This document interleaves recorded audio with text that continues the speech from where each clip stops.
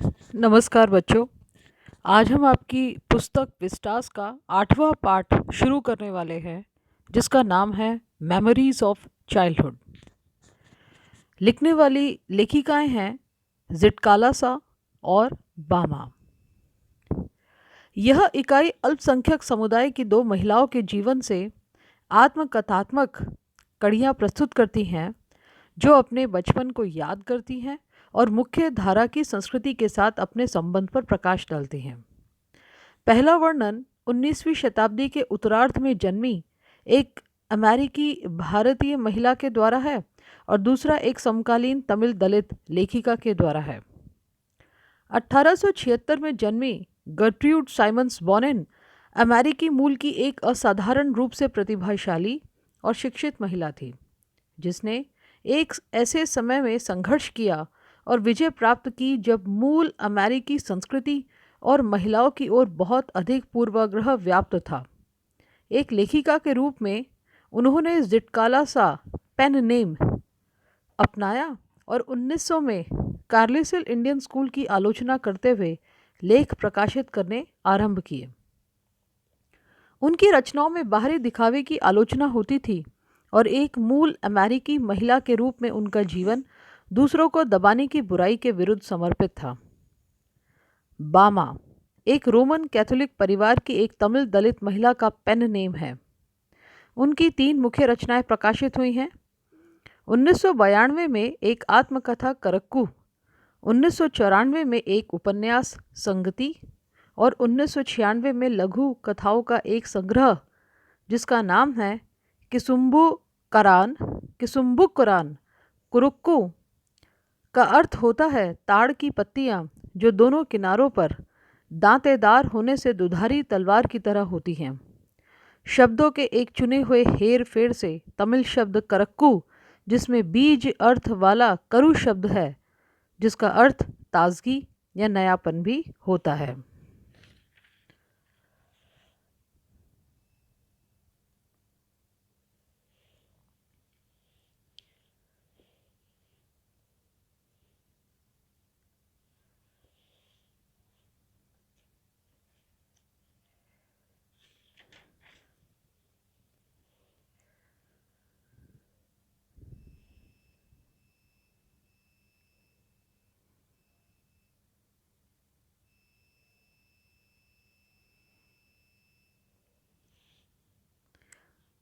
यहाँ से हम पाठ की शुरुआत करते हैं बच्चों। पहला भाग है the cutting of my long hair, written by Zitkala Sa. The first day in the land of apples was a bitter cold one, for the snow still covered the ground and the trees were bare. A large bell rang for breakfast, its loud metallic voice crashing through the belfry overhead and into our sensitive ears. The annoying clatter of shoes on bare floors gave us no peace. The constant clash of harsh noises with an undercurrent of many voices murmuring an unknown tongue made a bedlam within which I was securely tied. And though my spirit tore itself in struggling for its lost freedom, all was useless. सेबों के देश America में पहला दिन कपकपाने वाला ठंडा था, क्योंकि ज़मीन अब भी बर्फ से ढकी हुई थी और पेड़ पत्तियों से रहित थे। नाश्ते के लिए एक बड़ी सी घंटी बजी और उसकी तेज़ खनकदार आवाज़ ऊपर घंटा घर से कड़कड़ाती हुई हमारे संवेदनशील कानों से आके टकरा गई। नंगे फर्श पर जूतों की चिढ़ पैदा करने वाली खड़खड़ाहट हमें कोई शांति नहीं दे रही थी। कठोर आवाज़ों की लगातार टकराहट, कोई अज्ञात भाषा बड़बड़ाने वाली बहुत सी आवाज़ों की एक अदृश्य धारा के साथ मिलकर एक अस्त व्यस्तता की स्थिति बना रही थी, जिसके अंदर मैं कसकर बंधी हुई थी।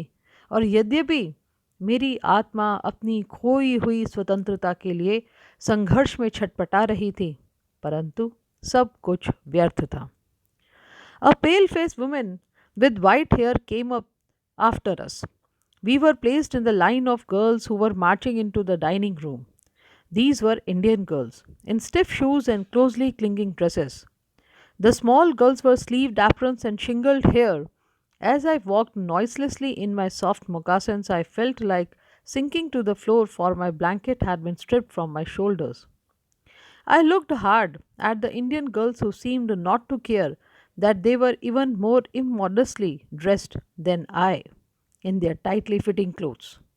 While we marched and the boys entered at an opposite door, I watched for the three young braves who came in our party.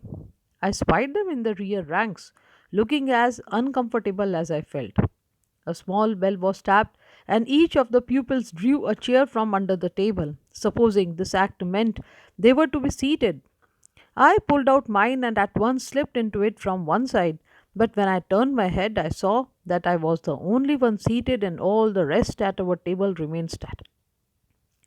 Just as I began to rise, looking shyly around to see how chairs were to be used, a second bell was sounded. All were seated at last, and I had to crawl back into my chair again. I heard a man's voice at one end of the hall, and I looked around to see him, but all the others hung their heads over their plates. As I glanced at the long chain of tables, I caught the eyes of a pale faced woman upon me, and immediately I dropped my eyes, wondering why I was so keenly watched by the strange woman. The man ceased his mutterings, and then a third bell was tapped. हमारे बाद एक पीले चेहरे और सफ़ेद बालों वाली महिला आई। हमें लड़कियों की एक कतार में रखा गया जो भोजन कक्ष के अंदर जा रही थी। ये भारतीय मूल की लड़कियां थीं जो तंग जूते और बहुत ही चिपटी हुई पोशाकें पहने हुई थीं। छोटी लड़कियां पूरी बाहों के एप्रन यानी कि ओवरकोट पहनी हुई थी और उनके बाल छोटे कटे हुए थे। जैसे कि मैं अपने नर्म फ्लैट जूतों में बिना शोर किए चली, मैंने स्वयं को फर्श में धंसता हुआ महसूस किया, क्योंकि मेरे कंधों से मेरा कंबल उतार लिया गया था। मैंने कड़ी नज़र से भारतीय लड़कियों को देखा जिन्हें इस बात की परवाह ही नहीं थी कि वे मुझसे भी अधिक निर्लजता से कपड़े पहने हुई थी, जो एकदम चुस्त थे। जिस समय हम अंदर गए, सामने के एक दरवाजे से लड़कों ने प्रवेश किया। मैंने उन तीन बहादुर लड़कों को देखने के लिए नज़र दौड़ाई जो हमारी पार्टी में आए थे।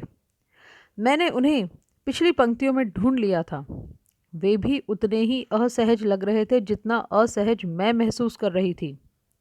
एक छोटी घंटी थपथपाई गई और प्रत्येक शिष्य ने मेज के नीचे में से एक कुर्सी खींच ली, यह मानते हुए कि इस क्रिया का अभिप्राय बैठने के लिए था। मैंने अपनी कुर्सी बाहर खींची और तुरंत एक ओर से उस पर बैठ गई। लेकिन जब मैंने अपना सिर घुमाया तो मैंने देखा कि एकमात्र मैं ही बैठी हुई थी और हमारी मेज पर बाकी सभी खड़े हुए थे। जैसे ही मैं शर्माते हुए अपने चारों ओर देखते हुए उठने लगी, यह देखने के लिए कि उन कुर्सियों का प्रयोग किस प्रकार करना है, एक दूसरी घंटी बजी। अंततः सभी बैठ गए और मुझे पुनः बहुत धीरे से अपनी कुर्सी पर बैठना पड़ा। मैंने हॉल के एक छोर में एक आदमी की आवाज़ सुनी और मैंने उसे देखने के लिए चारों ओर नज़र घुमाई, लेकिन अन्य सभी ने अपने सिर अपनी अपनी प्लेट के ऊपर लटकाए हुए थे। जिस समय मैं मेज़ों की लंबी श्रृंखला को देख रही थी, मैंने देखा कि एक पीले चेहरे वाली महिला मुझ पर नज़र गड़ाए हुई थी। मैंने तुरंत अपनी नज़रें नीचे कर ली, यह आश्चर्य करते हुए कि एक अजनबी महिला मुझे इतनी उत्सुकता से क्यों देख रही थी। उस आदमी ने बुदबुदाना बंद कर दिया और फिर एक तीसरी घंटी थपथपाई गई।